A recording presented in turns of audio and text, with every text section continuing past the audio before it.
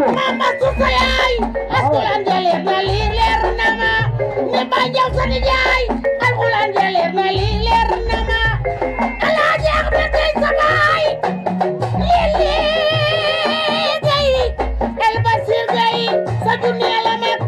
neexoon sa maam dadaa dimbali ay sa maam dadaa dimbali alaaji Mamadou Ndaw sa maam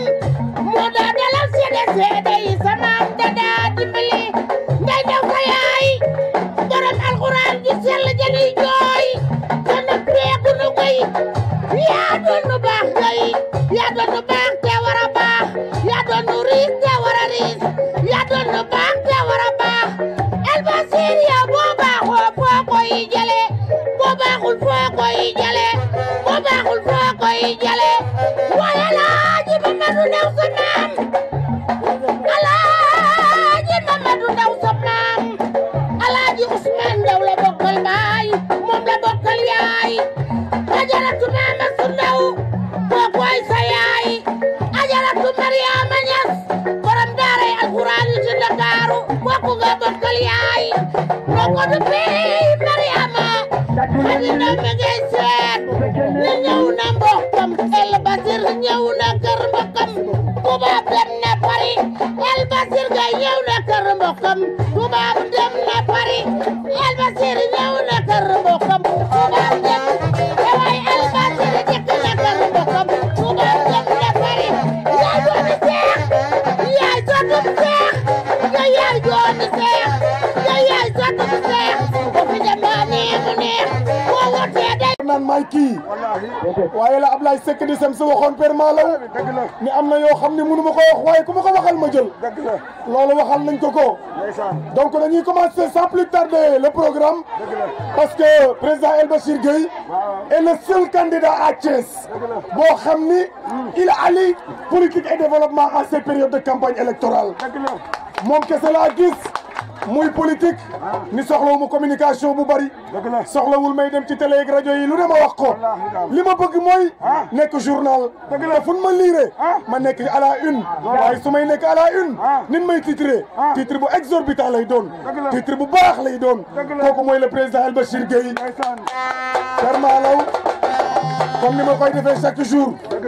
bis bu nekk je commence par les femmes et je termine par El Basir Gueye l'homme qui même son nom traduit la joie même son nom traduit le bonheur le contentement parce que il s'appelle El Basir celui qui définit la bonté donc foofu lay tàmbalee programme bi di jox kenn ci présidente yi ki may njëkk a jox nag mooy soxna Mariama Pouy soxna Mariama Pouy moom lay jox mu ñëw en 2 minutes wax ay kàddoom. bi ñu sante yàlla julli ci Yonent bi sallallahu alayhi wa sallam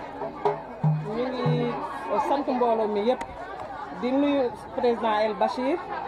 di nuyu monsieur le maire Mouhamed Ndoye di nuyu assistant bi suñu teew yëpp ah peut-être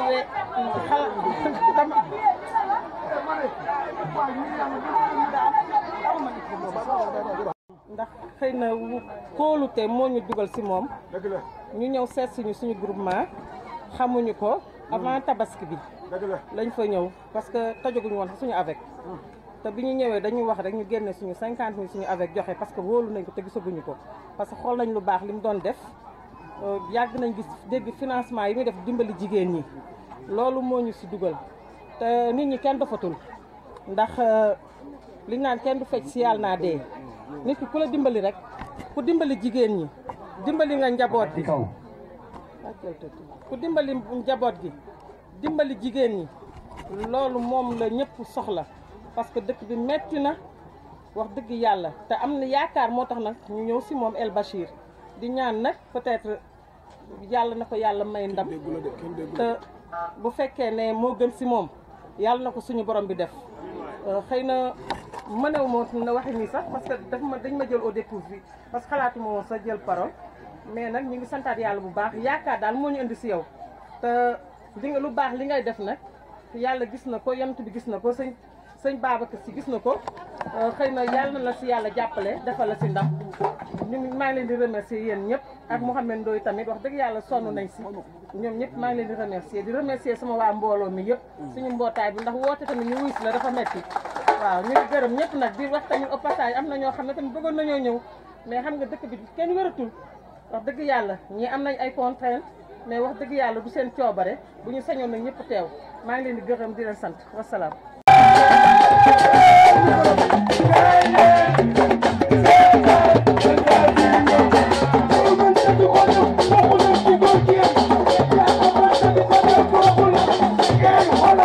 sama chéri Khadijatu Daw mi ngi toog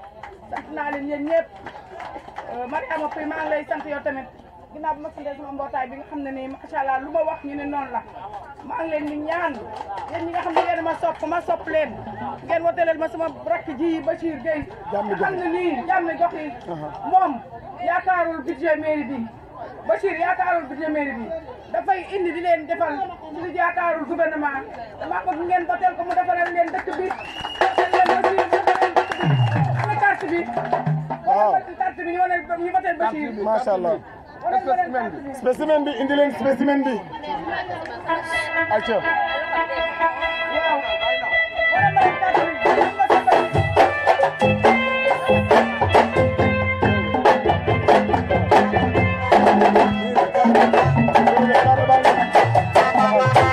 merci beaucoup jërëjëf daam xaaral gërëm ko ñu ma seedeel man xam naa lu baax rek incha allah rabbi macha allah dinañ ko boteel dina gañe dina defar dëkk bi macha allah jërëjëf maman on va pas continuer à ce rythme dafa nag bul tëgg de may leen ma tuuti donc Pambay l'artiste Pambay voilà ñoo jàll ci la délégation officielle DJ dañ may caler son bi vite fait DJ dooral vite fait parce que le temps nous a contraints donc ñu dem rek mu gaaw tuuti Aïcha ñu gaaw tuuti Pambay ñëw balaa ñoo jàll ci la délégation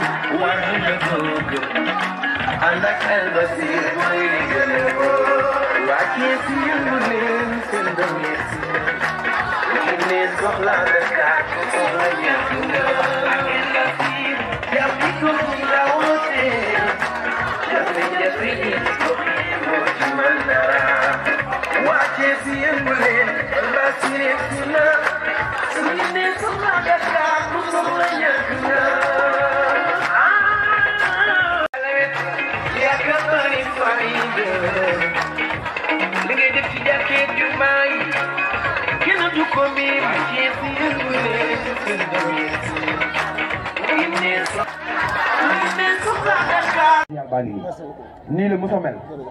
waaw kuy wut ab mer nag ba gis ko da nga ciy jàpp bu dëgër waaw dëgg neexul yàlla jàmm yàgg merci beaucoup.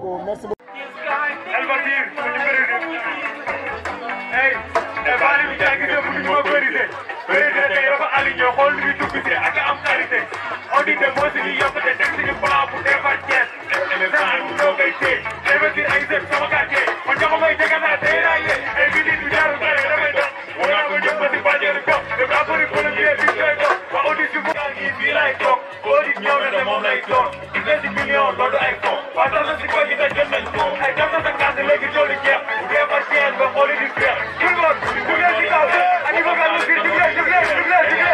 jàll hey investissement bi day jàll amatul lépp ci baax loolu sëriñ hey tout le monde ci kaw yow yaa dégg ci dëkk bi boole ko ci loxoy ñëpp meloon ni yow Sénégalais hey Elbashi yaay dëkk bi boole ko defar dëkk bi ñu ngi ñaan yàgg fi ndax yërëm nga waa Thiès gaay ñëpp meloon ni yow Sénégalais hey Elbashi yaay loxoy si kaw ñu ko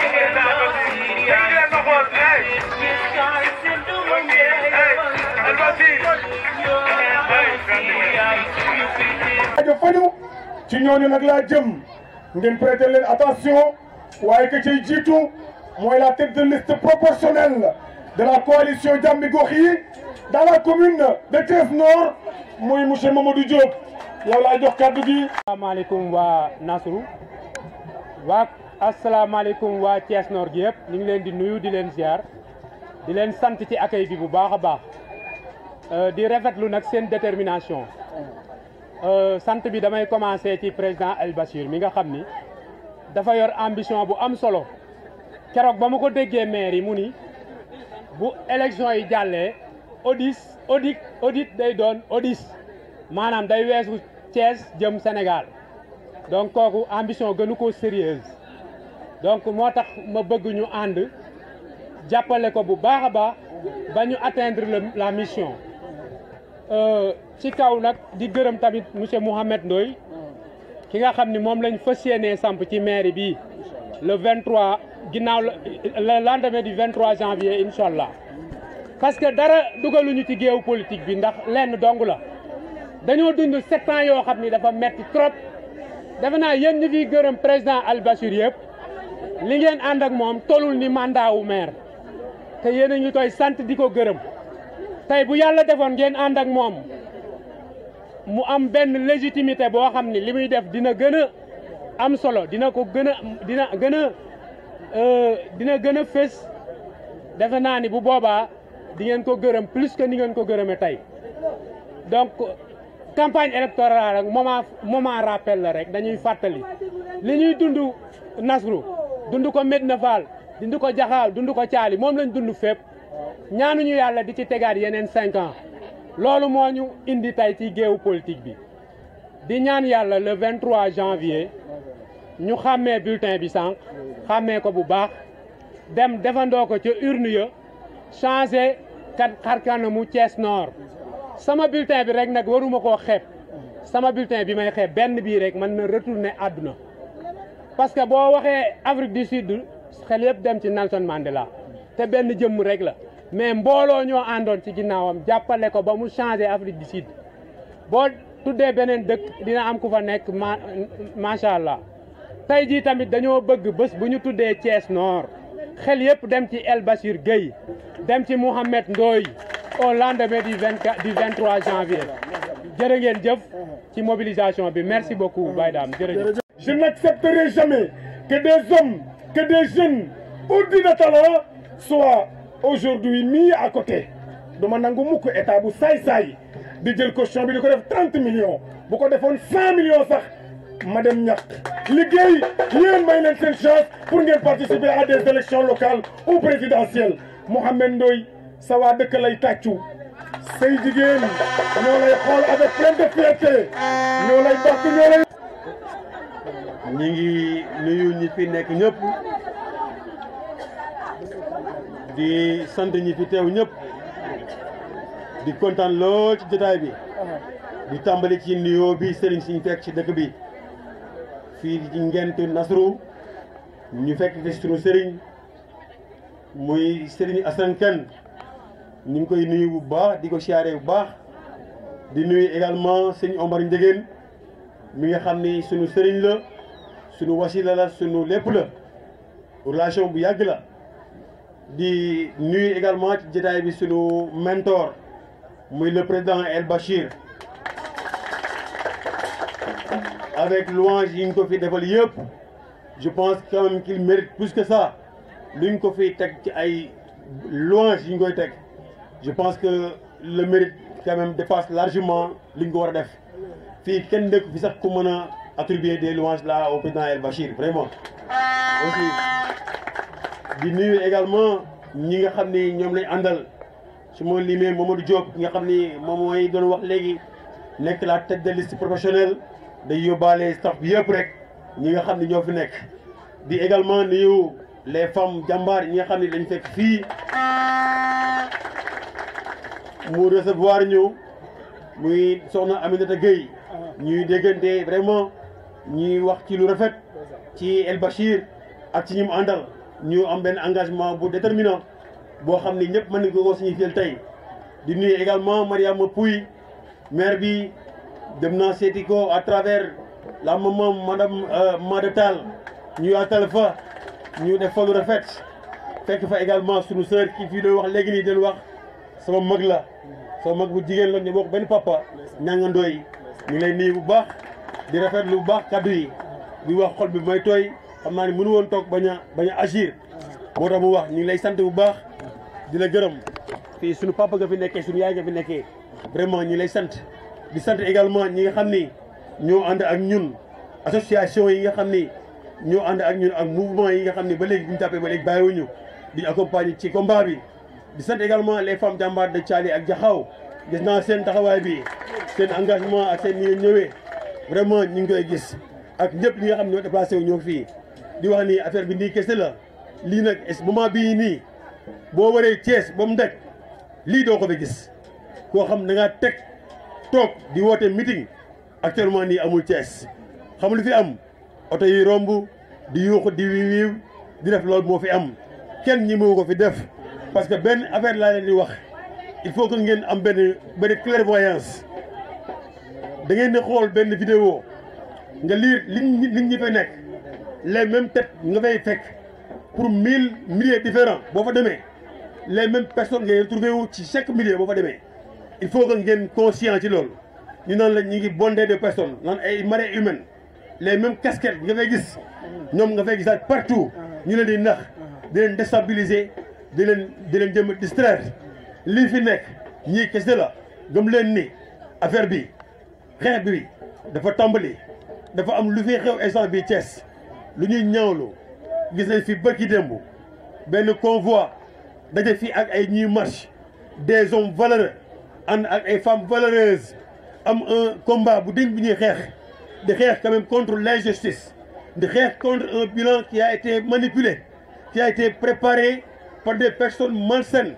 ñu xool ko ñu koy critiquer ñu leen di attaquer fii je veux dire en l'occurrence le mouvement Thiès Debout bi nga xam ne coalition bi ko attaqué ñu ngi koy naqarlu ñu ngi fustiger li am fii Thiès loolu lu ñuy métti lu la actuellement dañoo war a respecter quand même la personne de par sa dignité su amee benn expression de besoin mu am ko mu koy wax fii ku fi deful loo xam ni jaaduwul les gens ont le droit de le dénoncer fii loolu lay ma ko defee il faut que les gens soient conscients sur ce qu'ils font ñu dem toog xam ne xeex bi bu ñuy defee ay ñoo xam dañu leen a jox ñu yor suñu alalu réew dañoo am obligation ñu wax ñu lan lañ fi def pendant les 7 ans yi ñu fi toog suñ fi deful lu yoon dañuy taxaw dénoncer ko ñu koy dénoncer nag dañoo am benn liberté d'action boo xam ne dañ ko war a def kenn ñu leen war a bundu xataal ci loolu ñun loolu dañ koy naqarlu franchement waa Thiès Debout ñu ngi partagé ak yéen seen li leen dal toj seen ay oto di leen kayyaase loolu dafa ñëw di jaay doole te ay gars yi taxaw di xool amul benn répression bu ci am loolu vraiment lu ñu naqarlu benn. deuxièmement fi ñu jëm nii vraiment fii bi ñu jaaree fii Ngent def benn convoi def benn caravane jaar Ngent bu nekk 2 voies mu nekk lu war a rafet bu ñu jaaree tey dañoo war a nekk une nature bu verdoyante ñu fa waroon romb tey Ngent sentir seen bopp hôpitaux yi ngeen fi am tey ci biir Ngent poste de santé bi fi nekk école bi nga xam ne dafa am ndox fees dell pendant une année mënul deñ ana mu ndox ma nga fa nekk léegi ngeen année seen ndox yoonu daa ngi foofu noonu mais loolu bu leen toog di ko xoolee ne laissez pas comme ça les bras croisés du leen xeex mu dañu fi ñi ko fa yor da leen feebarloo am na tey jii en contrepartie ci loolu bu ñu defoon la nature verte bi nga xam ne tey moo waroon na redorer le blason de Ngent jox quand même l'art bi nga xam ne tey moom la Ngent soxla Nasru soxla ko fii toog def fi une forêt communale tey jii franchement dina participer à l'effort de la santé ba kenn du fi jàmmat ba nga xam ni mënuñ def mais par contre ñu la fi bàyyil école boo xam ni une année doo ñi patauger quand même foofu ay feebar di fi ñëw ay bilharziose weñ ñi di fa dugg di leen laal yéen ngeen di feebar te xamul fu muy jógee état nekk dans un silence coupable ngeen koy bàyyi loolu vraiment c'est à dénoncer ñu ngi koy naqarlu vraiment loolu lañ bëgg nag yu mel noonu la ci bëgg a jëlee ñun dañoo bëgg fi changer li fi nekk les choses quand même sont là il faut ngeen jëlee fii ñi fi nekk jox ko quand même entre les mains de ces gens yoo xam ni ñu baax la ñu xam programme la ñu mën a jëlee Thiès quand même d'un point A à un point B la ñu vraiment di renouveler suñu confiance ci yéen di ñaan également ngeen def ko la même chose ci ñun ñu dem ba au soir du 23 janvier autant pour moi ngeen jël mairie bi jox ñu ko ñu gérer ko dem jox est bi monsieur le président El Bachir dem jox est bi monsieur le président Saliou Leye ak gars yi fi donc loolu la ñuy ñaan yàlla ñu ne yéen ba pare buñ ko gëm nañ ko gëm gars yi buñ ci ragal dara wasalaamaaleykum wa rahmatulahi taala bu narul woon a nekk président sax buur lay doon waaye bu nekkul buur it sang la ndax yaayam ak baayam ay garmi lañu waaye mu ñëw liggéey parce que deret jee fi nekk ak sagesse bi deret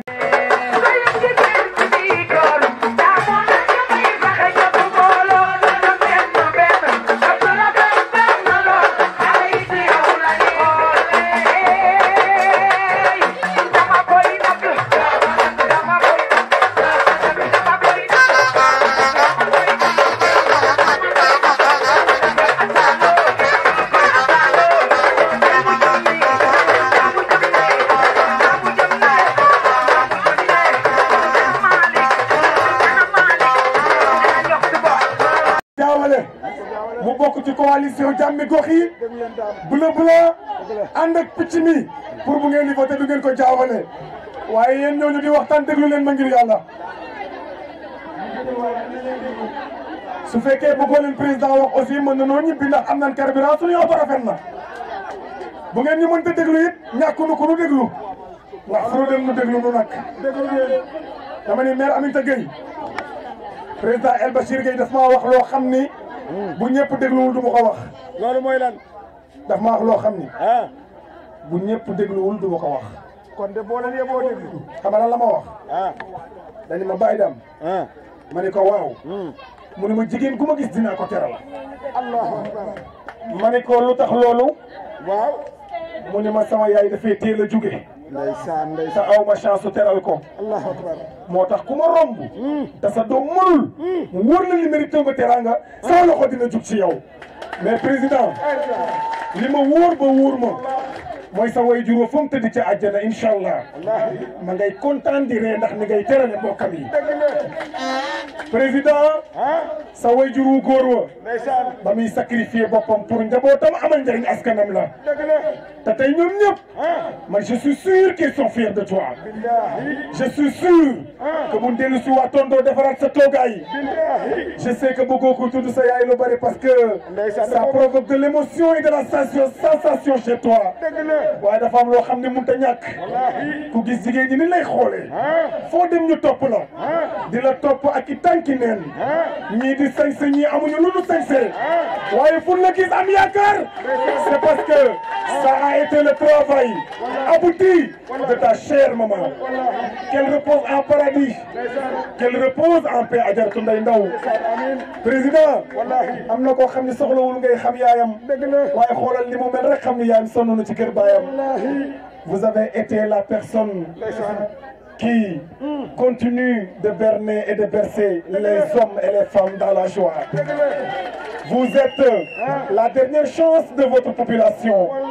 Et on ne compte que sur vous, monsieur le président. ñox sa bul ma def nii. boo ma defee nii damay def ci moom 5 minutes. ñox sa li ngay def. le président de l'association des Lawbe du Sénégal. gannaaw noppi gi ngeen noppi. dama bëgg ngeen jug tàcc ko. yéen ñëpp parce que président El Bachir Gueye bu jël kàddu war ko mën a yóbbu. waaye tey jigéen ñi kontaan nañu dëgg nañu ñëpp kontaan nañu jërëjëf merci beaucoup Abdou Majid merci beaucoup di la wax ne président ñi ngi nuyu ñëpp ku ci nekk sa tur ak sa sant di jiital ci nuyoo bi ñi nga xam ne ñoom lañ fekk si fii muy ñaari cellules yi nga xam ne ñoom lañ ñëw war leen a financer fii di nuyu aussi ñi nga xamante ni ñoom ñoo ñu dalal ñaari présidente yi muy soxna Aminata Gueye ak Mariama Pouy jërëjëf. donc di nuyu aussi ñi nga xamante ni ñoom lañ fekk si fii tey di nuyu surtout les femmes jàmbaar nga xamante ni ñoom comme ni ma ko waxee chaque fois bu muy métti ñoom ñoo fi nekkoon te ñoo fi nekk ba tey donc ma leen di sant bu baax a baax a baax a baax a baax. ah di nuyu waa Nasru yëpp damay wax tey fii li fi daje dafa bëri ndax Nasru ak Bichru ñaar yooyu dañoo ànd quartier bii di Nasru yàlla wax ci benn ay alquran ne nasrun min allahi wa fathun qarib mu tekki wa bashiril mu'minin kon Nasru ak Bichru ñoo ànd donc Nasru mooy ndam Bichru mooy joie donc ñaar yooyu ñooy ànd te incha allahu ñaar yooyu dafay ànd ci ñun ndax in yansurukumullahu fala ghaliba lakum loolu la yàlla wax yàlla nee na ku ma jox ndam kenn mënul fexe ba gañe ko wa in yaxdulukum fa man dal yansurukum min baadihi tekki lan wa ala allahi falyatawakkalil mu'minun donc nit da ngay gëm yàlla xam ni yàlla rek mooy dogal donc tey jii may sant bu baax yàlla ci li nga xamante ni noonu la mbiri tëddee di remercier bu baax di féliciter encore une fois di encourager ki nga xamante ni mooy le maire Mouhamed Ndoye mu nekk koo xam ne c'est un homme digne un homme sincère comme ni ma koy waxee mais aussi un homme de valeur un prototype bi nga xamante ni tey jii mën nañu am espoir ci moom en tant que jeune engagé mais aussi en tant que jeune dévoué tey jii Thiès loolu la soxla Sénégal loolu la soxla li mu soxla mooy ñu am ay ndaw yoo xamante ni yu taxaw lañu mais ay ndaw yu takku ay ndaw yu sincère ay ndaw yu loyal ay ndaw yoo xamante ni xam na li leen tax a jóg parce que tey ni ma ko waxee chaque fois Sénégal dafa métti Sénégal dafa nekk dëkk boo xamante ni dëkk bu ndóol la dëkk boo xamante ni c'est le 24e pays le plus pauvre au monde alors que mi ngi regorger ay ressources yu dul jeex am nañu ay ressources naturelles am nañu ay ressources humaines surtout nous avons des ressources humaines ay boroomi xel ay boroomi kàttan ay boroomi xam-xam am suuf soo xamante ni am na pétrole am na gaz am na lépp mais malgré ça Sénégal moo nekk le 24e pays le plus pauvre au monde donc war nañu poser question boobu lan moo tax chaque fois ma se demander si une société est juste revient à se demander comment s'y répartissent les choses auxquelles nous accordons de la valeur ñu nga dëkk dafa am yu ñu bokk muy lii di revenu ak patrimoine lii di devoir ak droit lii di position ak honneur lii di devoir ak droit ak pouvoir ak opportunité yii yëpp dañ koo bokk donc bu ñu ko bokkee ci dëkk nag te ni ñu ko séddalee baaxul mooy indi réew di ndóol te réew bu ndóolee nag képp koo xamante ne da ngaa war a jóg taxaw wax wala nga war a jóg taxaw def taxawoo wax taxawoo def complice nga donc tey jii c'est notre bon sens qui est interpellé mais c'est aussi notre responsabilité qui est impliquée ñun ñëpp ñoo war a jóg taxaw xeex li fi nekk dénoncé ko comme ni ko léegi Mouhamed Ndoye defee dénoncé ko ba fi ñu mën a yem parce que bu ñu nekkee ci dëkk comme ni ma ko waxee tey jii un pays comme le Qatar nga xam te ni ñoom laay liggéeyal dëkk boobu dëkk bu ndaw la ils n'ont que le gaz liquéfié comme ressource naturelle mais tey jii en terme d'infrastructure ñoo États-Unis ñoo gën a baax ay infrastructure ci monde bi lu tax parce que tout simplement ñi téye dëkk ba dañoo loyal ñi téye dëkk ba dañoo gëm dëkk bi ñi téye dëkk ba ay patriote lañ lu tax parce que ñi téye dëkk bi di ay buur am na yoo xam ne ñemewuñ koo def malgré ay buur lañ am na yoo xam ne ñemewuñ koo def ci dëkk ba li ñu war a partager ñu koy partager de façon équitable mais de façon juste ba ñëpp mën koo bokk mën a doxal dëkk ba donc Sénégal loolu moo ñu manqué loolu nag ñun ñëpp comme ni ma ko waxee ñoo war a jóg xeex loolu yëpp ku jógul xeex ko bokk complice nga ndax yàlla dafa ne du ma jóg di defaral benn dëkk dara inna allaha la yughayyiru ma bi qawmin hatta yughayyiru ma bi anfusihim inna allaha la yughayyiru ma bi qawmin yàlla neen du ma wàcc di defaral benn peuple yi ñooy xeexal seen bopp yamu ci mu ne gis nga peuple yooyu nga xamante dañoo mel ni comme Sénégal nga xam ne ay peuple lañ yu passif ay peuple yu nocif peuple yooyu bu ñu toogee di seetaan benn minorité yor seen dëkk ba yor alal bi séddoo ko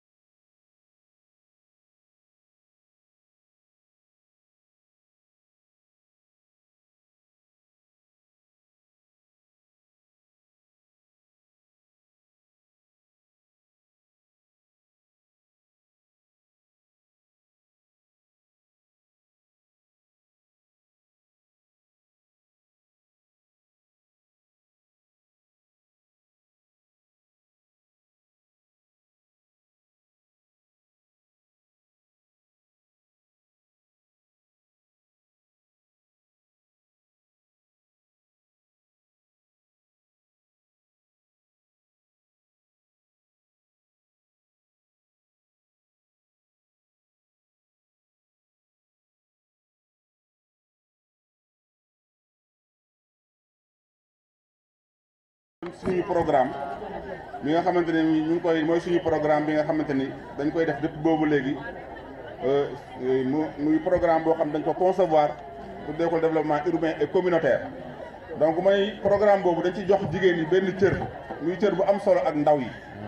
donc bi ñu commencé ak jigéen ñi wax naa ko parce que jigéen ñi tey jii ñoom ñoo détenir les mécanismes de travail huilés yi nga xamante ni tey jii ñoom ñu ngi ci yoon bu ñu leen jàppalee incha allah mën nañu liggéey dem. donc loolu nag pour ñu réussir ko moo tax boobu ba léegi ñu nekk ci financement de femmes yi financement yi ñuy def wax naa chaque fois que di jigéen ñi tey jii ay jàmbaar lañ ñi ngi dajaloo di regroupé wu ci seen ay avec di dajale seen ay juróom ak ay seen ñaar fukk mais loolu doyul pour ñu am le développement collectif pour que ñu mën a am développement collectif il faut que ñu jàppale jigéen ñi indi leen ay financement yooyu nag mooy tax ëllëg si biir jigéen ñi mën a am autonomisation leen di permettre ëllëg si biir ñu mën a nekk seen jëndanteeg jaayante de façon très libre mais ñu mën a nekk aussi seen jëndante ak jaayante façon boo xamante ni day mën a sax dem ba génn biir Sénégal donc pour loolu am nag il faut que li ñu leen di jox ngeen fonk ko téye ko mais aussi liggéey ci wax naa ko chaque fois bu ñu leen joxee financement yi nekkul pour ñu jënd nekkul pour ñu toggal suñu jëkkër yi ay ganaar déedéet dañ leen koo jox pour ngeen liggéey waaw nañ ko liggéey waaw ami soxna Aminta bu ci toogal bàyyi ndaw ay ganaar nañ waaw nañ ko liggéey donc tey jii comme ni ma ko waxee jigéenu Sénégal yi ay jàmbaar lañ donc dañ leen a war a assister dañ leen a war a jàppale te assister boobu ak jàppale boobu ñun ci la ñu nekk boobu ba léegi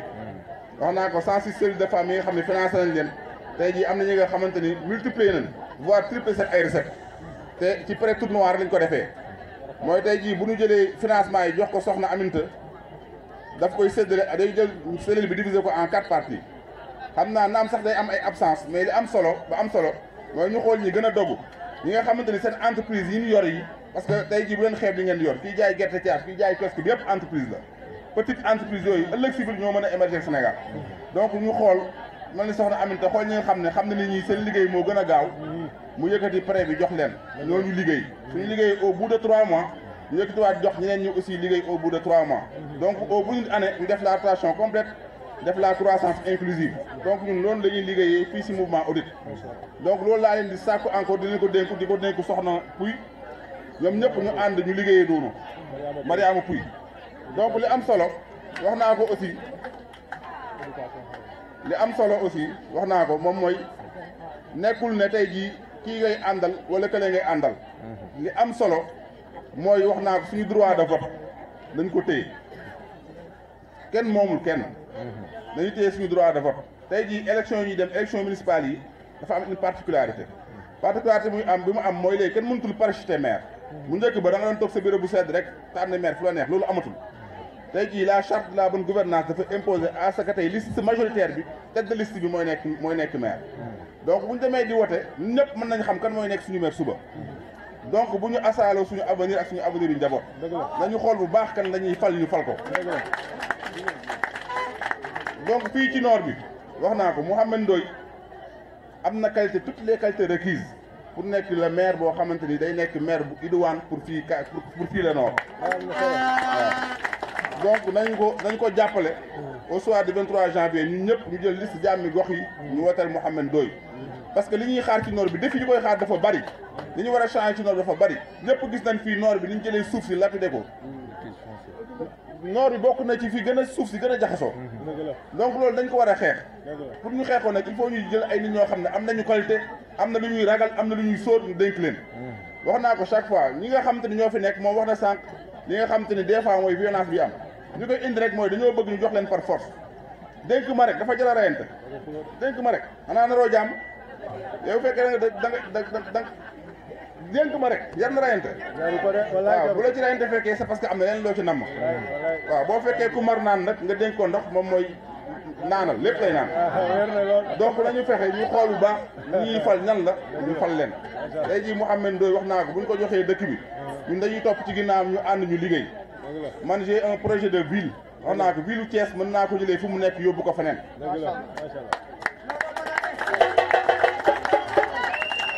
tey jii yàlla defal nañu ay relation yoo xamante ni wax naa ko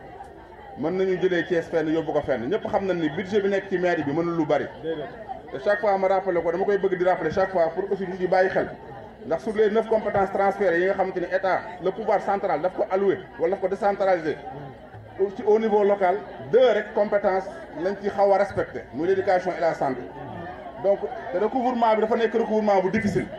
donc xaalis bi di koy sax maire yi di jotee baaxul donc loolu nag su amul ay mesures d'accompagnement yu ko accompagner du sotti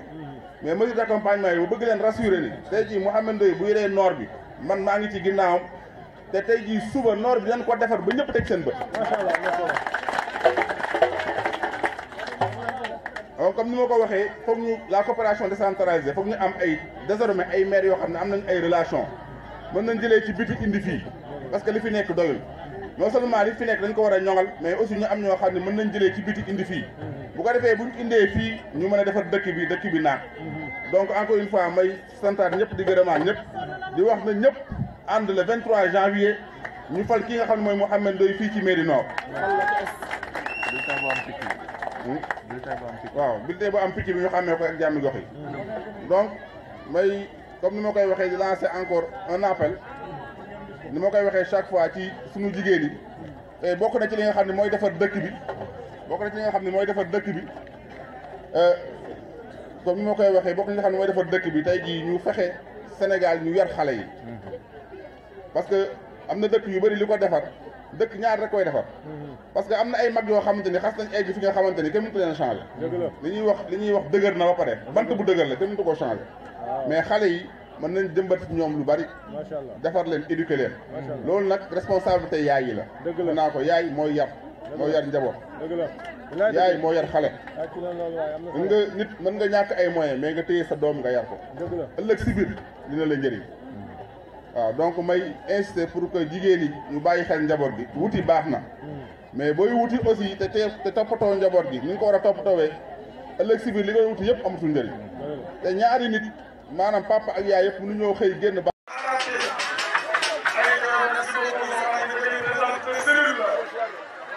soxna Mariama Pouy yow tamit ñëwal nga ci sa financement wax dëgg yàlla tu vas recevoir ton enveloppe de bénéficiaires de Chiki li ñu doon ñu taw di Thiès et ministre de la production de au niveau de la commune de Thiès. Ça a été un plaisir de venir vous voir chez vous. L'accueil a été chaleureux et à la prochaine Inch'Allah Rabbi. Rendez-vous le 8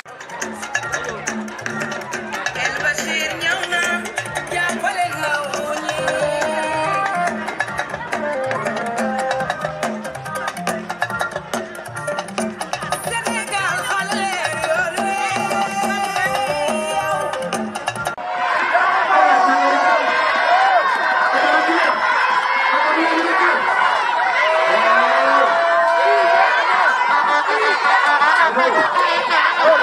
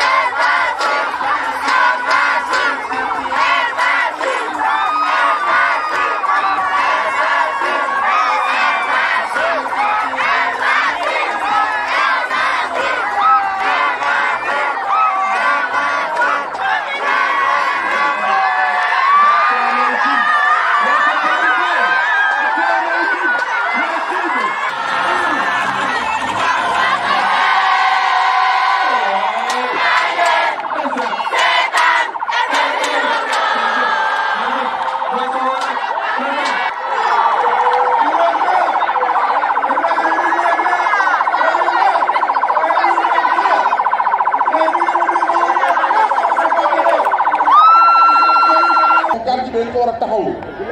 balaa maa kontaan nag quartier bi ñu defar ko ba mu rafet am ay lamp yu leer am tuuti doom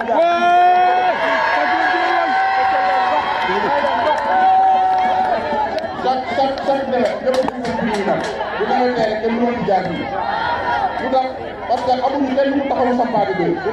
gannaaw seen nag xam ne am ngeen ay doom yu taxaw bu taxawal leen jooyal leen fañ leen war a jooyalee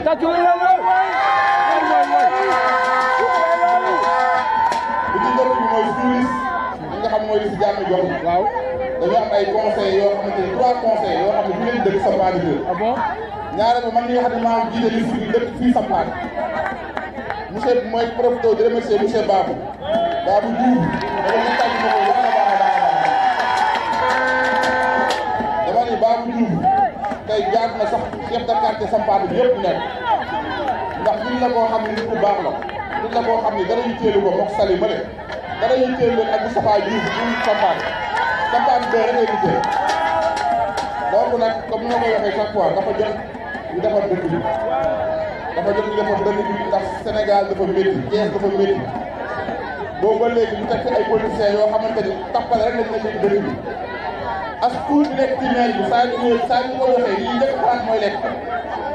tey jii lépp ci dëkk bi Sampaate Gueye du mu bëree salte bëri lépp parce que amul kenn ku jël poubelle fii du fayul 2000 wala fayul 3000 say poubelle bu kenn du ko jël te maire bi nekk fii du pare dara mat leer na ma ni maire dafa nekk ci kenn xamu ko donc nag loolu mooy xeex le 23 janvier dama bëgg waa Sampaate Gueye yëpp maasaloo génn leen fële woote jàmm mi doxi ñu gañe ko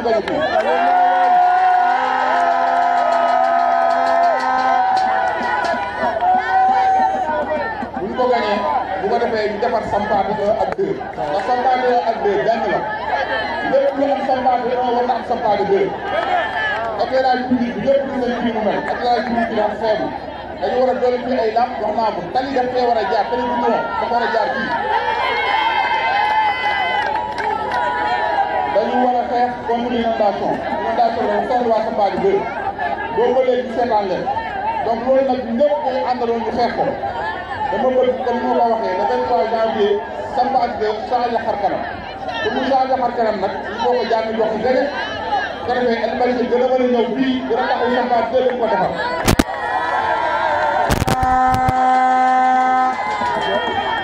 waaw sama doom yi nag nga xam ni ñoom yeneen na ban lañ bëgg maa ngi may benn bal ñaari bal ñetti bal ñeenti bal juróomi bal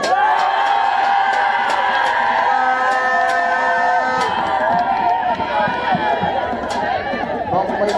santaat yàlla bu baax a baax di wax yàlla na Sampaate Gueye fii yàlla fi jàmm yàgg di sant bu baax a baax li nga xamante ni ngay soxna yi nga xamante ni wax naa ko Sampaate Gueye jigéen ñi fi nekk ay jàmbaar lañu jigéen ñi fi nekk dañu war a jàppale ñoom ñëpp ay liggéeykat lañu man nag bu ma xam ni fu jigéen nekk rek maa ngi fa di ko jàppale. station seen bopp waay.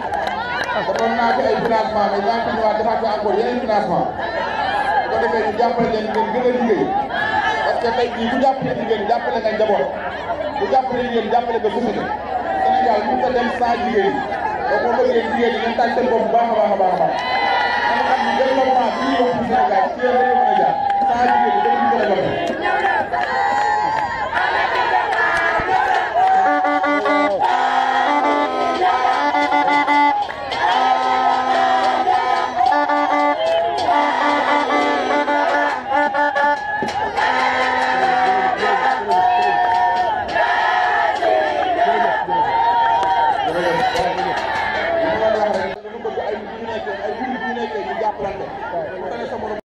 yéen jullit yi na ngeen jàppalante di dimbalante tey jii nag dëkk yi boobu lañ tax mu gën a métti dañuy fexe ñuy jàppalante dëkk bi bu ñëpp jàppalante rek yàlla mën na fi def sutura yàlla mën na fi def yërmande kontaan naa trop kontaan naa ci waa Sampaate Gueye yëpp yàlla fi jàmm yàgg